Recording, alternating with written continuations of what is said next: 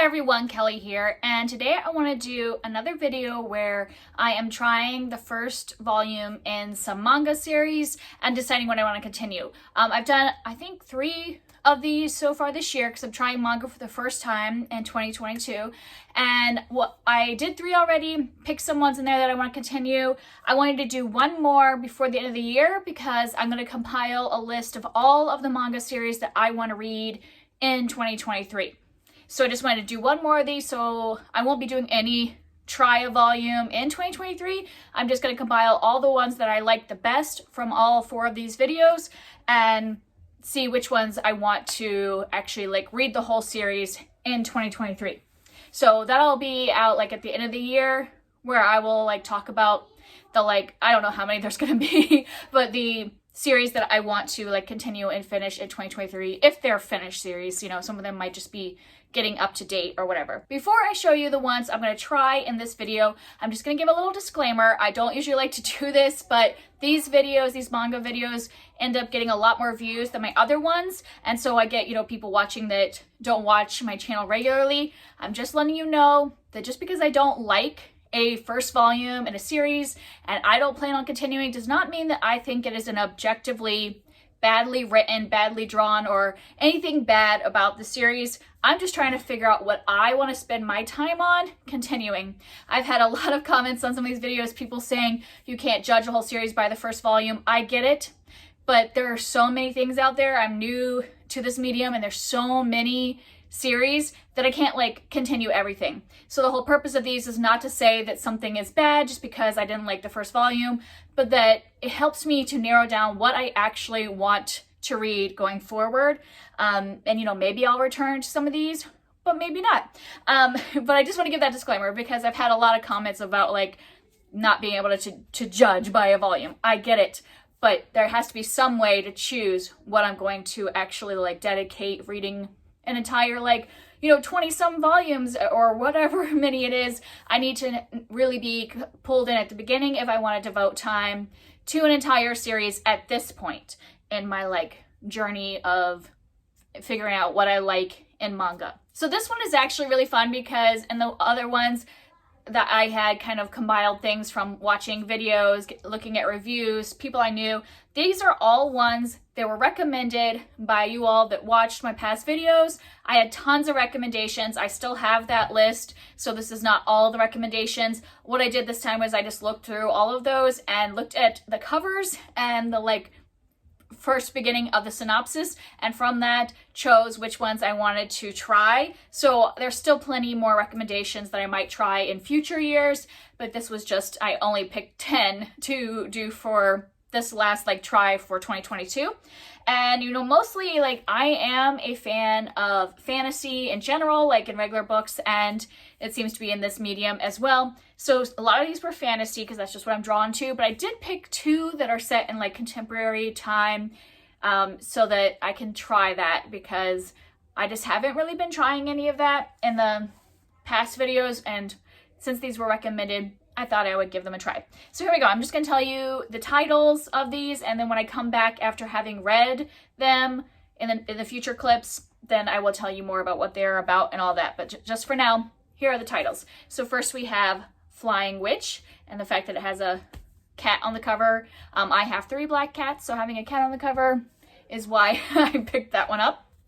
We have To Your Eternity. And then Snow White with the red hair. Sorry, my library stickers are right over the title. And then we have Shadow's House. Made in Abyss. And I should have looked up how to say this. I'll look it up before I talk about it, but Nausicaa of the Valley of the Wind. This one seemed much more like a classic kind of fantasy look to it, so I wanted to try that one out.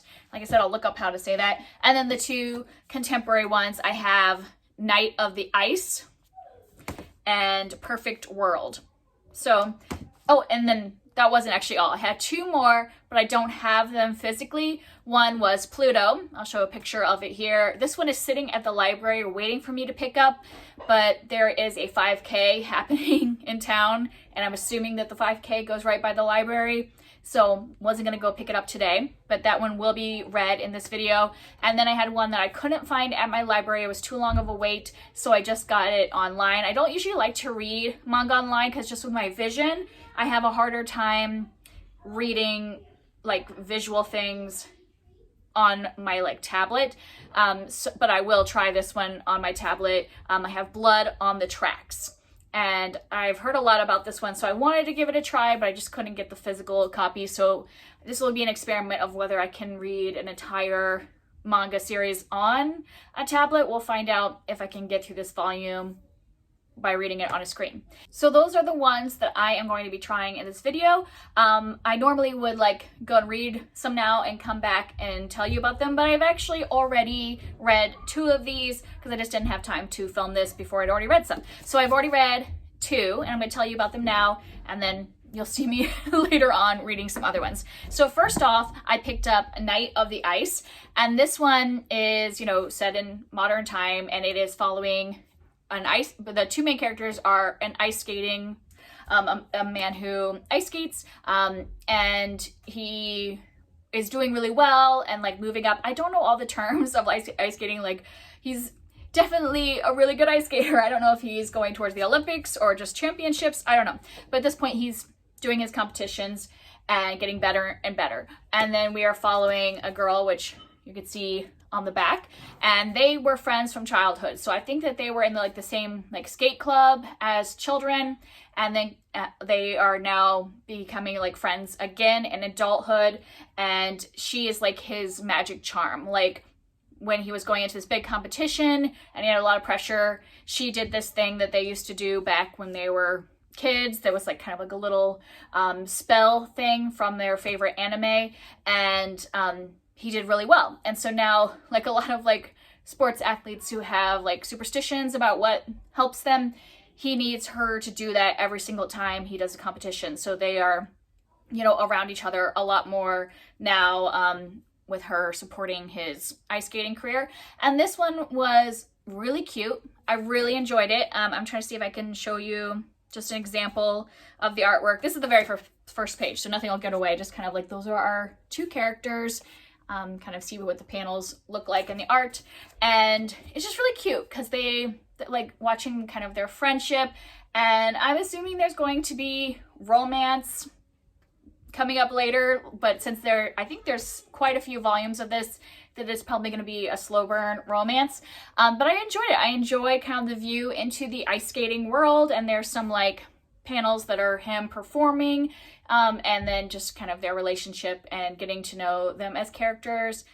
I found it really sweet, really enjoyed it. If I were to give it a rating of 1 to 5, I would give this a 4, and I actually have already reserved the next several volumes from the library because it just seems like the perfect time of year to read this because it's December and, you know, ice and all that. So I'll probably be picking up at least the next few volumes to keep going and seeing if I want to read the entire thing over the next couple months while it's still winter.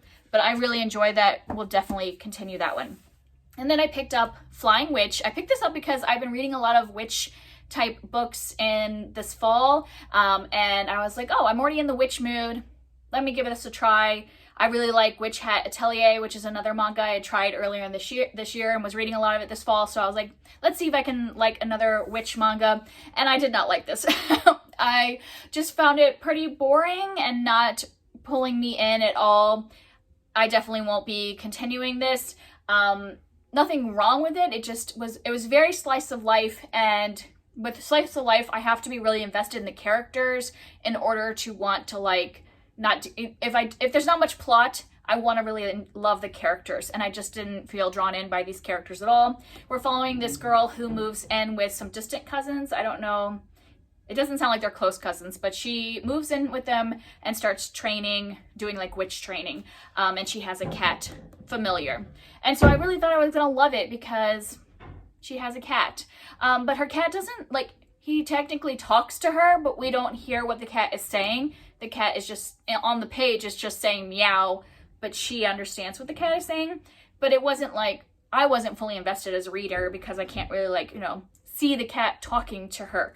If you want to see the artwork, this is just the first page, we see our main character and we see the cat. Yeah, so I would give this 2 stars if I was rating just this volume, and I won't be continuing. Like I said, nothing wrong with it, just is very slow slice of life, and I wasn't invested at all. So those are the first 2 that I read. I'll come back when I have read a couple more. All right, so I have read 3 more volumes, so I wanted to share my thoughts. So first I read the first volume of Snow White with the Red Hair, and this is about a girl whose hair is as red as apples. And I don't want to like give a lot of the plot away. Here's kind of example of the art at the beginning.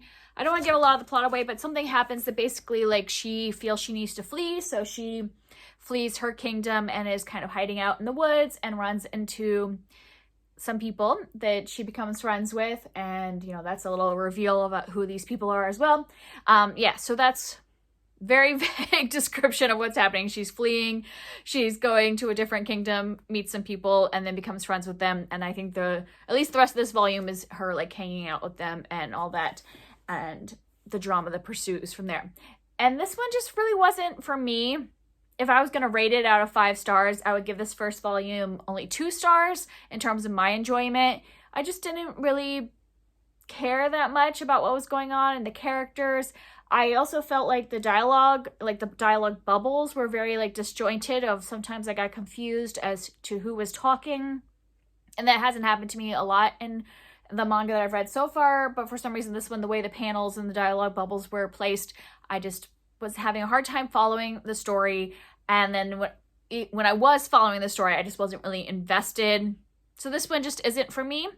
It is kind of like political fantasy. I don't know if it's any fantasy, but it's definitely like political. There are, you know, princes and things like that happening from different kingdoms and stuff going on. So if that's interesting to you, kind of more political thing, then that might be something for you, but it just wasn't for me. And then I picked up another contemporary. I picked up Perfect World. And this one, let me see if I'll just show you artwork at the very beginning. And this one is about these 2 young professionals who, she is a interior designer and he is an architect, and they went to high school together and then haven't seen each other. I think it's been like 10 years. Yeah, because they're like 26 now. So it's been, you know, about 10 years that they haven't seen each other. And they run into each other at a, you know, like a dinner because they're working in similar fields. So like they end up at the same like work dinner. And she finds out that in the time that they haven't seen each other during that 10 years, he got in an accident and is now in a wheelchair. And they like start becoming friends again. They start working together as well on different projects. And like kind of this volume is their friendship building up again. Her learning about what his life is like with a spinal cord injury and in a wheelchair. And yeah, it's very kind of slice of life and growing friendship. I'm assuming that in general, this will probably be a slow romance. I don't know for sure, but kind of seems like it's going in that direction from the way this volume went. And yeah, I really enjoyed this. I just thought this was really lovely. Like just the growing friendship between them, kind of the like, you know, the feelings that are developing, but then also kind of the baggage they're bringing to the relationships. And also like, you know, seeing her learn more about his life, and then her also wanting to be a part of his life and supporting him, and then his passion for his work. He's really passionate about his work as an architect, so that's really interesting to see. I haven't like, I guess I haven't read that many contemporary mangas, so this was the first one where it's really focused on what they're doing for work and like discussing that. Yeah, so I really enjoyed this and will definitely be continuing the series. I would give this a 4 out of 5 stars probably. There is one page that I just thought was funny. I just want to tell you. So they're talking about this, like, this is written in 2015 from what I could tell. And, like they're discussing a project that he wants to do for work, but it's like kind of a longer range project. So it won't actually be completed till 2020. And he's like, oh, but 2020, that's 5 years from now. And she's like, oh, it's coming up soon. And he's like, I wonder what will be going on then. And it just cracks me up because obviously the author had no clue what 2020 would be. And yeah, it just made me snicker a little bit. Just like whenever you see something like that where they're referencing 2020 and people, you know, in the past had no clue what was coming up. So this was really good. Definitely want to continue. Definitely want to follow them in their friendship or relationship or whatever, and in their work life, and yeah, everything. I just really enjoyed that one. And then the third one I read was 2 Year Eternity. And this one was really interesting. So let me see if I can show you some artwork, because this is one of those where you don't really necessarily want to know a lot going into it. So I don't want to like, this one doesn't show much. I don't want to like give away much, but there you can see kind of the artwork towards the beginning. I just don't even know how to describe this. Let me see what it says on the back so I can see. Yeah, so it's basically an orb was cast onto the earth, and after metamorphosing, we'll try that again. After metamorphosing into a wolf, it joins a boy on his bleak journey to find his tribe. Yeah, so it's about this orb that falls to earth and it can like become different forms. And yeah, it is very sparse and like the drawing. I don't even know if what the page I showed you, it's very sparse, but then also like that one isn't a good example. Okay, I'll show the next page. There's a lot of like close-up panels like on faces and eyes and things like that. And because it's so sparse, I think the author is using that to like focus in on emotions and like what's going on. And so it was really interesting, the art choices. And then even though there is like, especially for a lot of this volume, there are not very many characters. And so like that means there is panels with like no dialogue. And so you're really just kind of focusing on like minute details of what is happening. There's also a shift in cast and location in this too, so I don't really want to get into it because that kind of, you just have to kind of go with what's happening. Yeah, so I don't even know how to describe this, but I found it really fascinating and interesting. I think I would give it 4 out of 5. Like, I don't know, there's part of me that thinks, well, maybe 5, because it just really was kind of fascinating to me. But I think I'm also just so confused of like where it's going and what's happening that I don't know that I'm ready to give this volume 5 stars, but I could see, depending on where it goes in future volumes, that this could end up being like something that, you know, as I go, I start giving them 5 stars, because I definitely want to find out what happens next. I definitely want to see where the trajectory is going for this series. So yeah, definitely interesting. So of those 3, 1 that I'm not continuing and 2 that I'm really excited to continue. So far, I think this is going well. I'll let you know when I've read a couple more. All right, so I finished 3 more volumes. The first one was one I did not have physically, and that's Blood on the Tracks. So I read this online, and this one, I don't really know that I can explain anything about the synopsis. I don't even know what it's written on the like back or anything, because it is so slow moving at first, and yeah, not a lot happens, but there is like undertones. So like, I just don't know how to describe anything about this other than it follows a mother-son relationship. And this one really intrigued me. I was like gripped and like moved really fast, even though not much was happening. I think because it doesn't have a lot of words, it's very much is a lot of close-ups on people's faces and their expressions and stuff like that. So I think that like connection to like the eyes and close-up faces was what pulled me in, because it didn't feel like you're observing from afar. You feel like you're right in with this mother and son and like following their day-to-day life. And so that, I think, is what pulled me in. And it was one where I finished it and I immediately got the next one online from my library, because I'm like, I gotta know what happens next. So yeah, I'm definitely gonna continue in that one. And I feel like I can't really tell you anything about it other than that I am intrigued. And then next I picked up Shadow's House. And this one is about this like group of people that are shadows, and so they don't have faces, so they like, you know, look like this.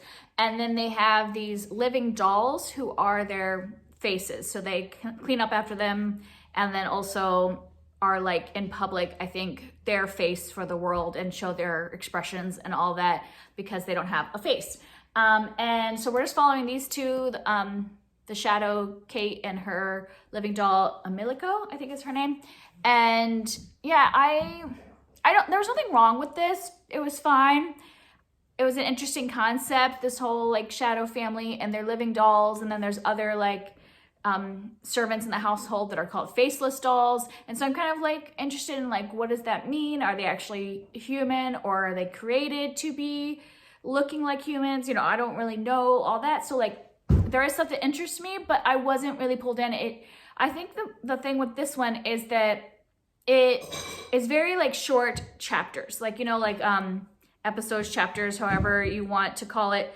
There's 12 in this volume. Like, and normally in like a first volume, you might only have like 5 chapters. So they're just such small scenes and small snippets that I didn't really feel invested until we moved on to something completely different. So, you know, I'm not feeling like I was sinking into any scenes between these two characters.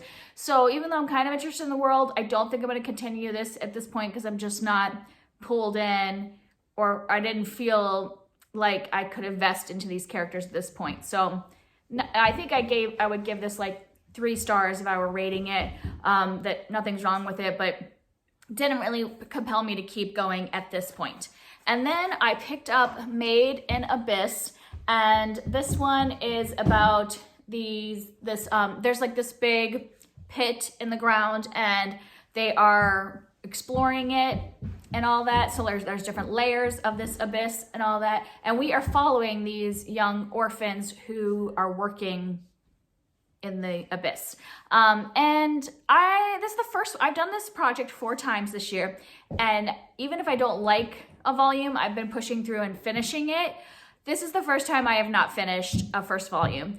And yeah, and the reason was that I didn't even make it very far, but towards the beginning of this, there is like a moment when they're showing a punishment for one of these children, and she's like hung naked, and they talk about certain parts of her body, and I'm just like, nope. I don't. And then I like went online and I was like, well, maybe this is just a one moment and I can like move past it. But then I looked it up, and it sounds like there will be other moments like this where there's like some weird stuff going on with the treatment of children in a graphic way that I just do not want to read. So I stopped as soon as I got to that point, looked up some reviews, and it doesn't really matter if the story is good or the other parts of it are good. It's just not going to be for me. Yeah. So this was the first one I actually like quit 10 pages in or something like that. So not continuing this one, not continuing Shadow's House at the moment, and then I will be continuing Blood on the Tracks. Okay, time to wrap things up. I read Pluto, and this is taking place in a world where humans and robots coexist, and then a beloved robot is murdered, and then afterwards a human is murdered, and the crime scenes are linked. So we're following this detective who's trying to find out who's doing the killing. Is it a robot? Is it a human? Why are they doing it? I was going to show you some art, but I don't want to show you the crime scenes, so I'm going to go forward a little bit, but without being spoilery, to kind of show you this is our detective that we're following. And so yeah, that's what we're kind of doing in this first volume, and this was really excellent. I just really enjoyed it. I liked kind of figuring out, or trying to, I mean, we haven't solved the murder. I'm assuming that's going to happen over the whole series, but trying to figure out what's going on and following this detective, learning more about this world where the humans and the robots are together. And yeah, I just thought this was really excellently done. I liked the way the art was very distinct. Like sometimes I have read some mangas where I couldn't necessarily tell all the characters apart just based off of the style of the art. Like, you know, characters are just drawn very similarly. But in this one, I felt like the faces were so distinctly drawn. Just really liked that style of art, and I really enjoyed this. If I was rating this on a scale of 1 to 5, I would get about 5, which I don't often give a first volume 5 stars because usually there's so much setup and you're not really like getting the momentum yet because you're still getting the kind of just beginning of the story. But yeah, I have nothing at fault with this first volume. Really enjoyed it. And then we get to Nausicaa of the Valley of the Wind, and this one is very like classic style in its artwork and everything like that. I don't know if you can even really see very much. And this is in a world where industrialization has kind of like destroyed the environment. So it's later on, humans are trying to survive with limited resources. There's like a forest that basically humans can't breathe in, so they have to wear masks and all that. And the problem with this was not the book itself. I was really enjoying it. I was liking our character of Nausicaa and like kind of the themes and everything. But then I got really sick when I was in the middle of reading this. I had a cold, but then I also got pink eye, and it was like really bad where I couldn't see, like it was really blurry. So for days I had to put this down because I couldn't read a, you know, graphic medium when I couldn't really see fully. And then it turned into a sinus infection, and yeah, I've been really sick. And so I was like, I'm on the mend now, and I tried to pick this back up, and I was completely lost because my brain is still a little foggy, but also just because it had been like a week and a half or so before I picked it up. And so I just feel like if I try to complete this right now and rate it based off of this experience, that it wouldn't be fair to this volume. I'd rather like set it down, come back to it at a later date, and give it a fair shot when I can read it all the way through and not be like in this sick fog head. So this I will come back to at another time in the future, but not include it in this video of like what I'm going to continue or not at the moment. All right, let's talk about what I'm moving on with and what I am not going to continue. I'm not going to continue Made in Abyss. I didn't even make it through this first volume. This just was not for me. These next three, there's nothing wrong with these. The stories were fine. They're just not something that interests me. So I won't be continuing these. Snow White with the Red Hair, Flying Witch, and Shadow's House. Just not my taste. And then a couple that I really enjoyed and want to continue. So 2 Year Eternity and Pluto. Both of these I really enjoyed and were intrigued by the first volumes, so I am really interested in continuing those. I don't want to forget Blood on the Tracks, which I read online, and that one was really interesting in the first volume. It definitely a different vibe than a lot of these other ones, and so I am interested to see where this goes, so I'll definitely be continuing this one. Then I had a couple contemporaries, which this was my first kind of foray into contemporary manga. I've been mostly kind of sticking to fantasy, sci-fi, because that's like my normal genres in books that I know that I like. So I kind of wanted to stick with what was safe at first. But I decided to pick up a couple contemporaries, and I guess Blood on the Tracks is also contemporary.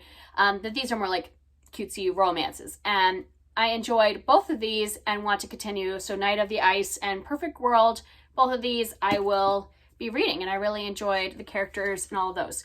So that is my conclusion. There's a few things that I will be continuing next year. I am going to be creating a video that'll come out in a couple days that are the like 10 manga series that I am going to hopefully like read everything that's out, like complete everything, you know, like some of the series will be completed and then some of them are ongoing, but I'll complete what's out. That's my goal, is to have these 10 series that I will be finishing in 2023. So if you're curious, some of these will obviously end up being on that list. That'll come out in a couple days. And that's the end of this. I hope you enjoyed it. If you have any recommendations for like contemporary mangas that are like these, let me know, because I was given lots of sci-fi fantasy type manga on my other videos because that's what I was kind of picking up. But now that I know I like these two, if you know anything that's kind of similar to this, let me know and put it down in the comments below, and maybe I'll try it after I finish those 10 that I'm going to talk about in a couple days. And I will see you guys next time. Bye.